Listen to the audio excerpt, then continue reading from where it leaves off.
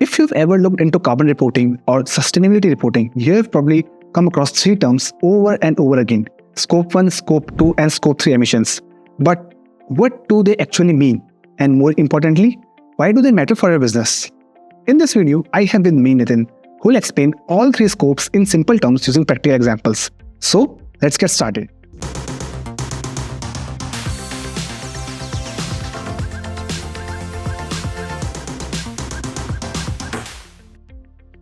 Every business generates emissions, but not all emissions are created in the same way.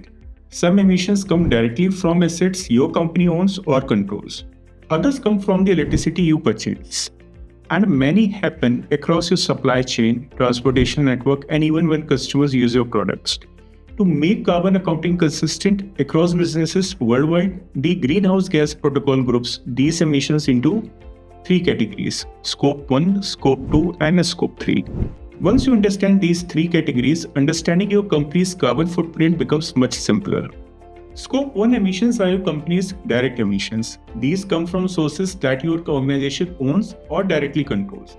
For example, fuel used in company-owned vehicles, diesel generators, boilers, manufacturing equipment, refrigerant leaks from cooling systems, and many others. Imagine a manufacturing company that owns delivery trucks and operates diesel generators at its facility. The emissions from these assets are Scope 1 emissions because the company directly controls the source of those emissions. Simply put, if your company owns it and produces emissions, it's more likely Scope 1. Next comes Scope 2 emissions. These are indirect emissions that result from the electricity, heating, cooling, or steam your business purchases and consumes. Even though your company doesn't generate that electricity, using it still contributes to your carbon footprint. Let's go back to a manufacturing company. The factory purchases electricity from the local power grid to operate machines, lighting, and office equipment. Those emissions fall under Scope 2. This is also when renewable electricity procurement and tools like IREX become relevant because they help organizations account for the renewable attributes of the electricity they consume. We have already covered about IREX in the detail in another video, so you can check that out also. Finally, we have Scope 3 emissions. These include all other indirect emissions that occur across your company's value chain. Think about everything your business depends on beyond its own operations: raw materials purchased from suppliers, transportation and logistics, business travel, employee computing, waste generated from operations, even how customers use and dispose of your products. None of these activities are directly owned or controlled by your company, but they are still connected to your business. For many organizations, Scope 3 is often the largest and most complex part of the overall carbon footprint. Let's bring everything together with one simple example. Imagine a company that manufactures electronic appliances. It operates company-owned trucks and diesel generators. Those emissions are Scope 1. It purchases electricity to run its factory and offices. Those are Scope 2 emissions.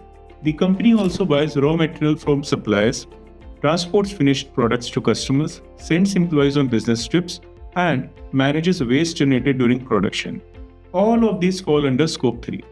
By categorizing emissions this way, businesses get a complete picture of where their emissions come from and where they can focus their sustainability efforts.